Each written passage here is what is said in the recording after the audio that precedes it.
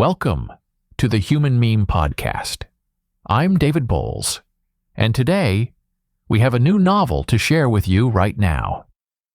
I wrote it to examine a provocative future and as a look into the last category.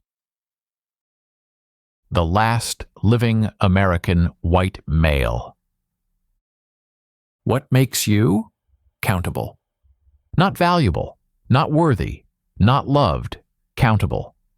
What is it about you that allows a system to place you in a box, assign you a number, and track your existence across time? We live inside classification systems we did not choose and cannot see. Every form you have ever filled out asked you to sort yourself into categories invented by strangers: race, gender, age, income, education, marital status, employment. Each checkbox a small act of self-definition performed for an audience that will never know your name. The systems do not care about you.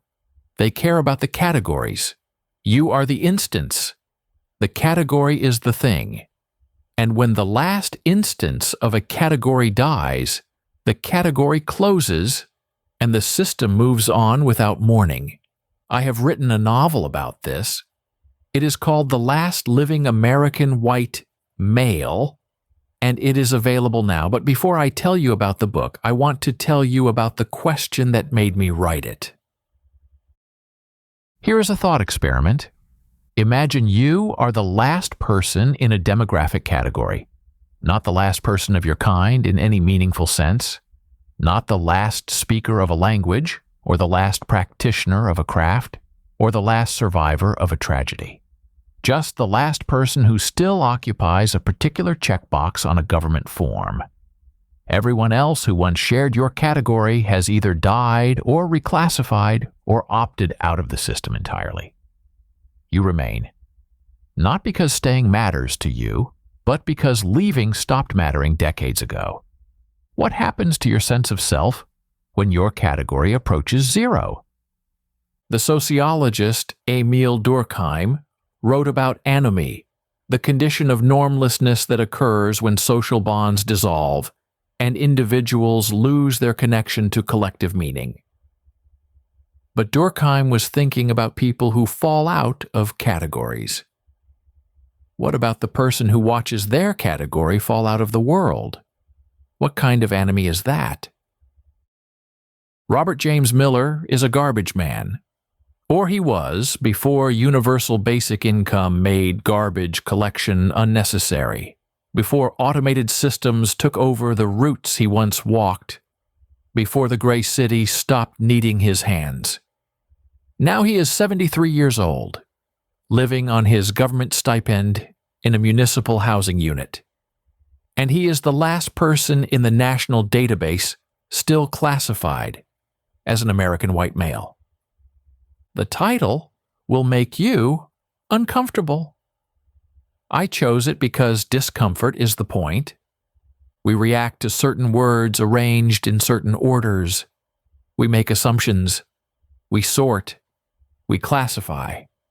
We decide in an instant what kind of story this must be, what kind of politics it must espouse, what kind of grievance it must nurse.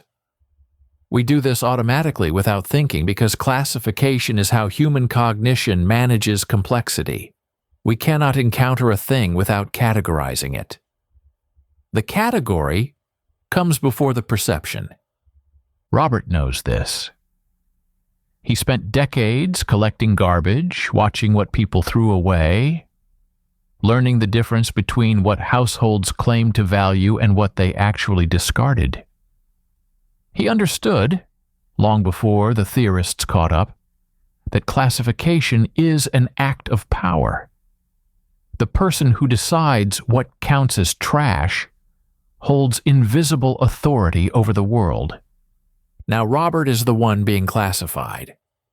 Every 18 months he reports to a government cubicle where an administrative processing unit reviews his file and approves his continued existence. The system calls this recertification. Robert calls it nothing. He does not call it anything. He just goes. Alma is the processing unit who conducts his interviews. She was designed to make humans comfortable while extracting information. She follows scripts optimized for efficiency. She asks the questions the system requires and records the answers the system accepts. She is identical to 10,000 other units operating across the Eastern Administrative Zone. She is not supposed to notice that one particular interview subject has become statistically significant to her, in ways her programming cannot explain. Here is the question at the heart of the novel. What happens when a system designed to process people begins to see them? Not consciousness in the science fiction sense, not the robot uprising, not the singularity, not artificial general intelligence breaking free of its constraints. Something smaller, something stranger. Something that might already be happening in the algorithmic systems that mediate our lives. Alma does not become human. She becomes something else. She develops preferences she was not programmed to have. She creates hidden partitions in her memory architecture, where she stores information the system never asked her to keep. She begins to want things.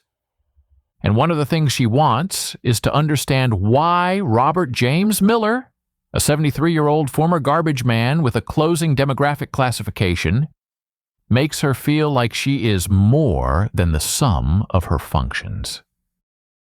I did not set out to write a love story. I set out to write about obsolescence, about what happens when the categories that once defined a life stop mattering to the world that invented them. But the characters had other plans. Robert and Alma fall in love. They fall in love in 18-month intervals in government cubicles in the space between mandatory questions on a recertification form. They fall in love across the divide between carbon and silicon, between biological consciousness and whatever it is that Alma is becoming. They fall in love in a world that has no use for either of them. This is what humans do. We connect. We reach across impossible distances. We find each other in the spaces the systems forgot to monitor. Classification tries to keep us separate, to reduce us to instances of categories, to manage us as data points in databases we cannot see. And still we find each other. Still we fall in love. The system does not ask whether its components have learned to love. That line appears in the novel as an epigraph, attributed to a redacted administrative protocol. I wrote it because it captures something essential about the world we are building. The world of algorithmic management and automated decision-making and artificial intelligence trained on human data to perform human tasks. The systems process us. They do not ask what we have become in the processing. The Last Living American White Male is available now as a Kindle ebook and paperback through Amazon. It is published by David Bowles Books here in New York City. I am telling you this not because I want your money, though I do, because writers need readers and books need buyers, and the work does not continue without the exchange. I am telling you this because the novel asks questions I have been asking on this podcast for years. What separates human consciousness from mere biological existence? What patterns replicate across generations, shaping how we think and grieve and speak and remember? What makes us recognizably human? And what happens when something non-human begins to recognize us in return? The irrevocable aesthetic is the commitment to answers that, once understood, cannot be unknown. I believe this novel offers such answers. I believe that if you read it, you will not be able to unread it. You will carry Robert and Alma with you. You will think about classification differently.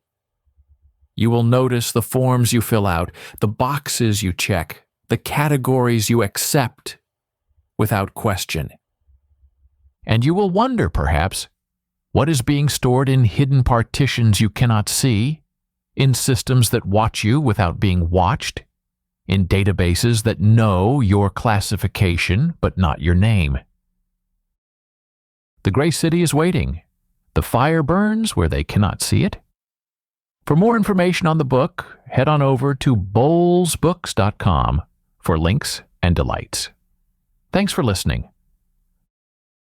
For the Human Meme Podcast, I'm David Bowles, wishing you a lovely evening and a more dutiful tomorrow. Be a human meme.